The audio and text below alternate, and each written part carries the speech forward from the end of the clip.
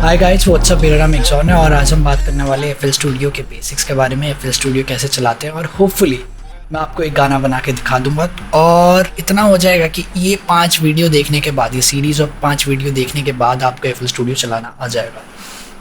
ध्यान से देखिए और जानिए। तो पहला वीडियो है आज का कि एफ एल स्टूडियो का इंटरफेस, इसका इंटरफेस है कैसा, आपको कैसे पता चले, आप नेविगेट कैसे करें पूरे इंटरफेस में। तो टॉप वाला पैनल देख लेते हैं। सबसे पहले आता है फाइल में देखते हैं न्यू का मतलब आपको जैसे पता है, आपको विंडोज़ 8 ये सब जो भी होता है वर्ड इन सब में आपने यूज़ करा होगा कि न्यू एक नया प्रोजेक्ट खोलने के लिए, राइट, डन।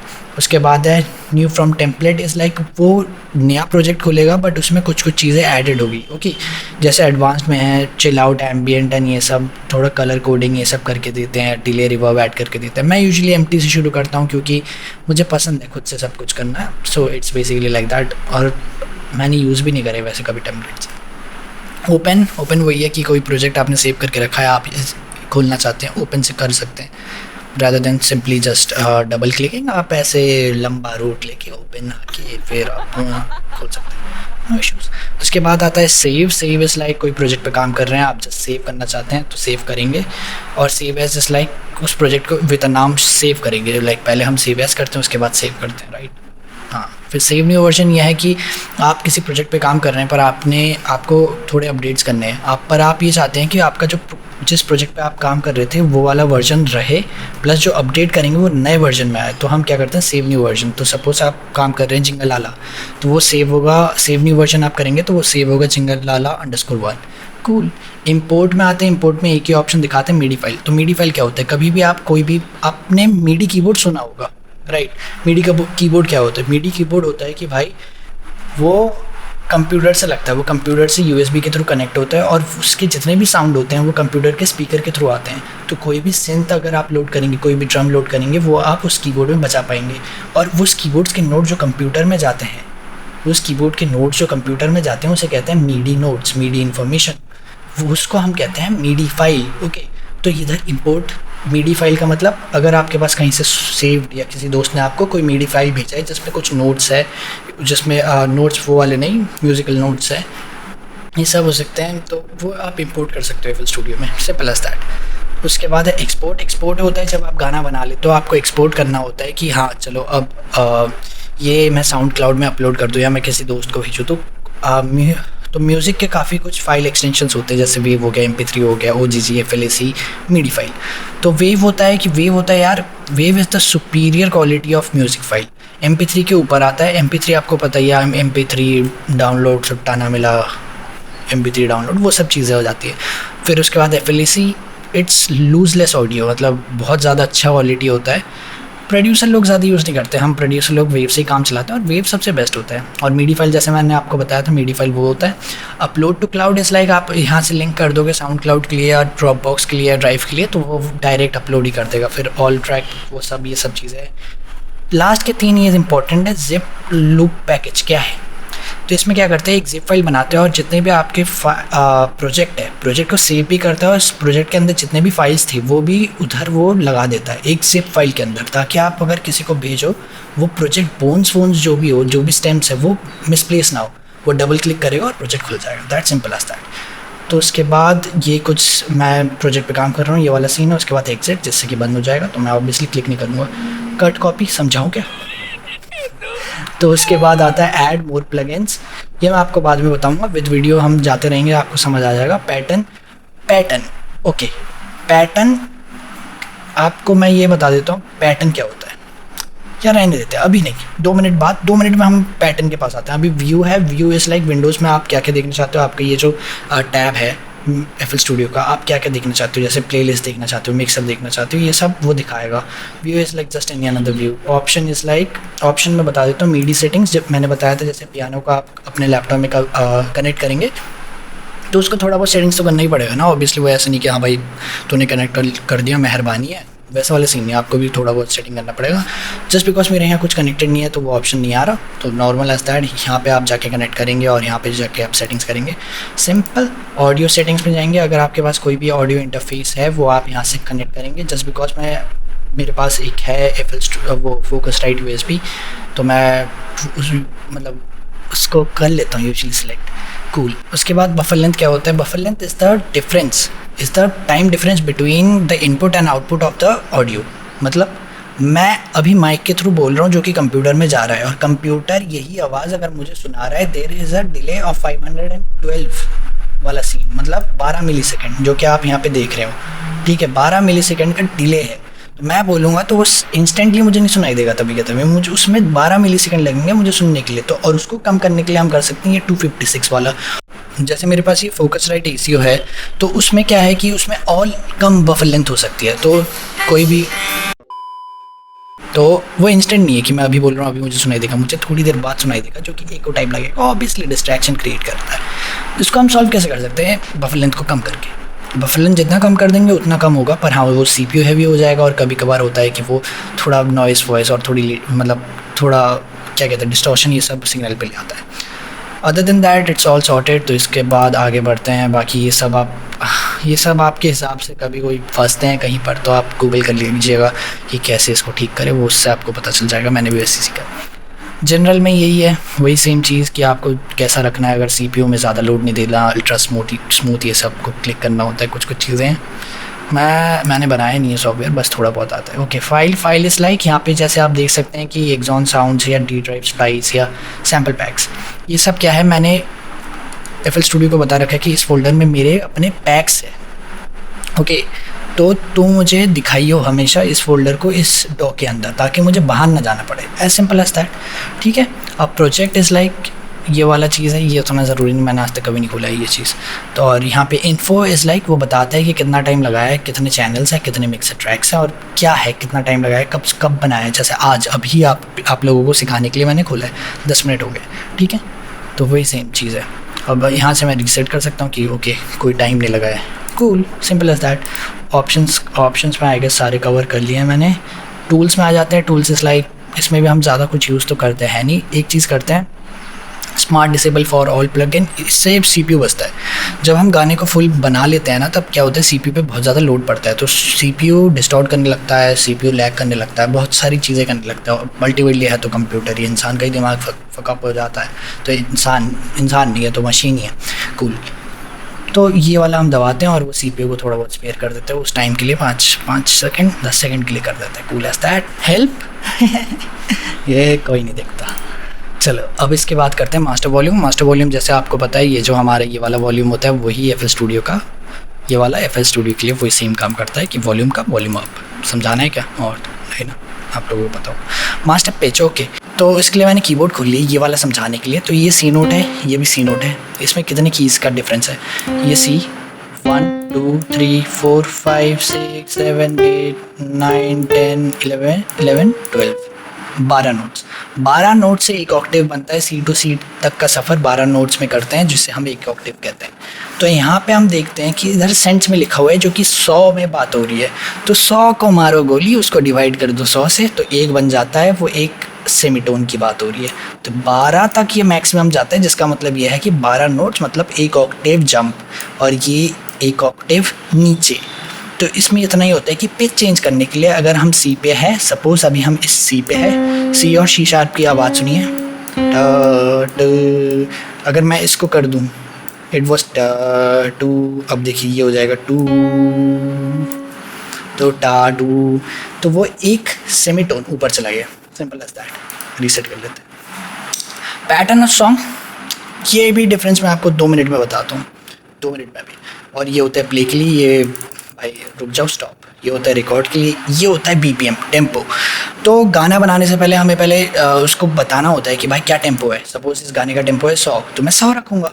अगर इस गाने का टेम्पो है 120, मैं 120 रखूँगा। अगर 150 है, यहाँ से हम जानते हैं। और ये जो 0.000 है नहीं करते हम यूज़, बट हाँ ठीक है, अगर आपको मन कर रहा है तो कर लीजिएगा। तो कभी कभार क्या होता है ना, कुछ ऑडियो फाइल्स में फकअप हो जाता है, तो उस फकअप को ठीक करने के लिए हम 0.00 में जाते हैं। यूजुअली वो भी नहीं होता है। यह है स्लाइडर कि हाँ भाई कभी प्रोजेक्ट में हमें बीच में जाना है तो इधर से बीच में जाते हैं, पीछे जाते हैं। बट डोंट वरी, आप यहाँ पे भी ऐसे क्लिक करके आगे जा सकते हैं, उसमें दिक्कत नहीं आनी चाहिए। कूल, आगे बढ़ते हैं। अभी इसको रहने देते हैं। ये मेट्रोनॉम है, अगर इसे ऑन करके मैं प्ले दबाता हूँ, मेट्रोनॉम बचेगा। बहुत तेज़ है, थोड़ा कम करता हूँ, स्लो बज रहा है। और स्लो, बहुत तेज़। तो वैसे ही है, ये सारा सिस्टम वैसे ही है। ओके, तो उसके बाद ये होता है, ये क्या है, ये बटन क्या है, ये बटन ये है कि आपका कीबोर्ड बन जाएगा म्यूज़िक कीबोर्ड। कैसे? जेड दबाता हूँ, जेड दबाया मैंने, सी दबाता हूँ, बी दबाता हूँ,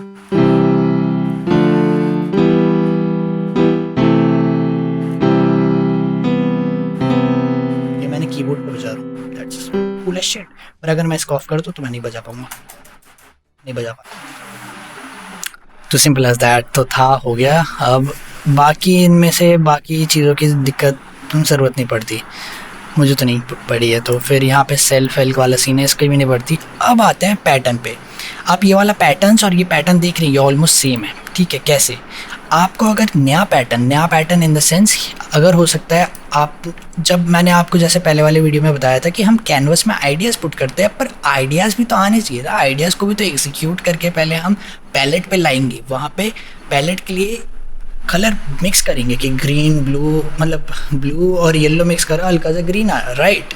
तो यहाँ पे हम वो करते हैं, सपोज़ मैंने ये बना लिया ऐसे, कैसे बनाते हैं, हाँ आप लोगों को सिखा रहा हूँ, खुद भूल गया, C-E-G, ठीक है। यस, मैंने सोचा अच्छा बढ़िया लग रहा है, चलो मैं यहाँ पे डाल देता हूँ, पर मुझे इसके नीचे चाहिए ड्रम्स, तो मैं ये वाला प्लस बटन दबा के ऐसे करता हूँ, यहाँ पे जाता हूँ, 4x4 टक टक टक टक टक टक टक। अब मुझे चाहिए इसके नीचे लगाना है, अब देखिए।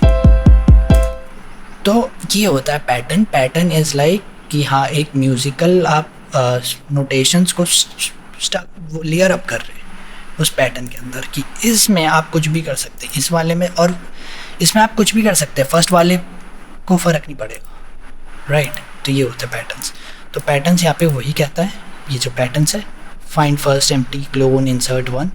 आप यूजुअली ये वाला टैब मैंने तो आज तक नहीं खोला, पर आप अगर खोलना चाहते तो खोल सकते हैं। यहाँ पे जाएंगे तो ये भी सेम काम कर रहा है जो यहाँ पे सेम काम कर रहा है, as simple as that. Okay, तो ये वाला 000, ये मिनट, सेकंड और CS पता नहीं क्या होता है भाई, ज़रूरत नहीं पड़ती, मिली सेकेंड में फ़र्क उतना नहीं पड़ता, मिनट्स और सेकेंड्स की बात तक ठीक रहती है। प्लेलिस्ट, ये बटन है प्लेलिस्ट, व्यू प्लेलिस्ट का मतलब मैंने आपको बताया था कैनवस ये होता है। कैनवस अगर दिखे ही ना तो आप कैसे बजाएंगे, कैसे कोई आइडिया डालेंगे? तो बेस्ट पार्ट है ये वाला बटन, इसे मैं दबाऊँ, इसे मैं दबाता हूँ, F12 पहले दबाऊँ, इसे मैं दबाऊँ, मेरा कैनवस गायब हो गया।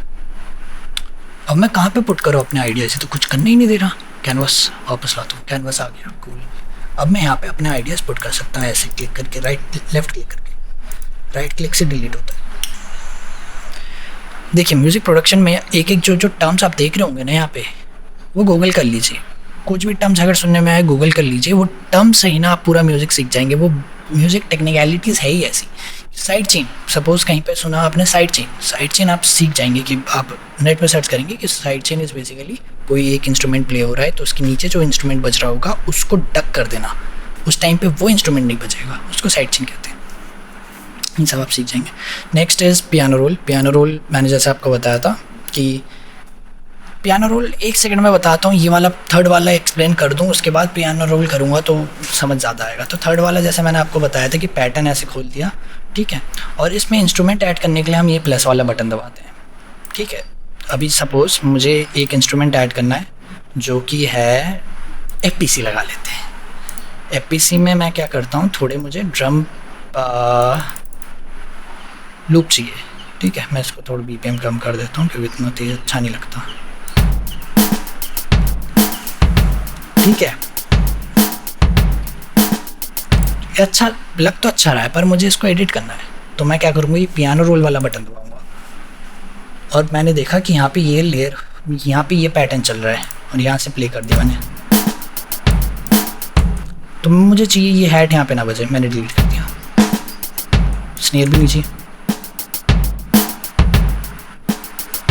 तो यहाँ पे ऐसा सीन है। तो वो पियानो रोल का काम आप ऐसे भी कर सकते हैं कि यहाँ पे राइट क्लिक करके पियानो रोल बंद, piano roll on, simple. Basically वही बटन दब रहा है पर फ़र्क कुछ नहीं पड़ रहा है। ओके, तो नेक्स्ट बटन है मिक्सर, व्यू मिक्सर। अच्छा, तो मैंने आपको जैसे बताया था कि प्रोड्यूस करने के बाद हम मिक्स करते हैं। इधर आप अपने इंस्ट्रूमेंट एलोकेट कीजिएगा, क्यों कीजिएगा यहाँ पे मिक्स करने के लिए। यहाँ पे सपोज़ ये वाला ड्रम्स बज रहा है, यहाँ पे ये वाला पियानो बज रहा है, तो मुझे क्या है, मुझे पियानो में थोड़ा रिवर्ब ये सब चाहिए। और हम एलोकेट कैसे करते हैं, राइट क्लिक करके channel routing, route selected channels to this track कर लिया। अब मुझे क्या है, पियानो में ये जो टू बज रहा है, टू नहीं, इसको चाहिए, हो गया। मैंने क्या करा, एक इक्वलाइज़र खोला और उसको हाई फ्रिक्वेंसीज काट दिए।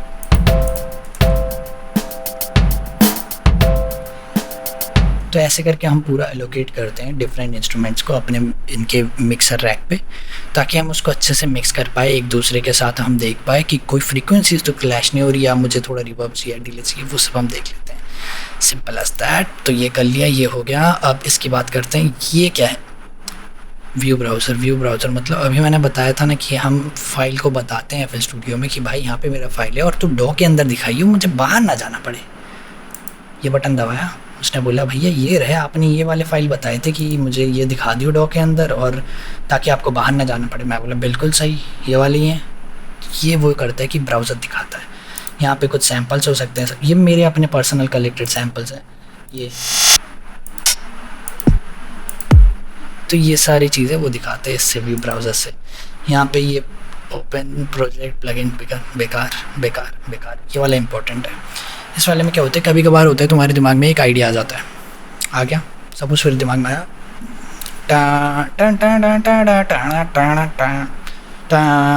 कौन सा सुनामी था ये, इसको मैं कैसे करूँ, इसको मैं यहाँ पे बार बार डबल टैप करके, मतलब डबल टैप नहीं, टैप करके उसके बीपी पे, सब BPM पे सपोज ओ ये वाला बटन दबा लीजिए पहले, ताकि कीबोर्ड अपना as a musical keyboard piano type बन जाए। तो इसको दबाइए, तो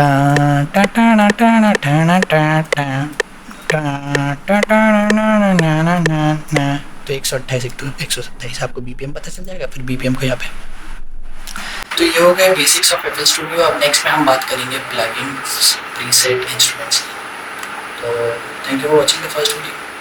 सेकंड वीडियो में सेकंड वीडियो देख लोगे, थर्ड वीडियो रहता है, फोर्थ वीडियो रहता है, फिफ्थ वीडियो रहता है। फिफ्थ के बाद तो गाना ही बना लोगे, मेरी तो ज़रूरत ही नहीं है तुम्हें। क्या बात है, बढ़िया है।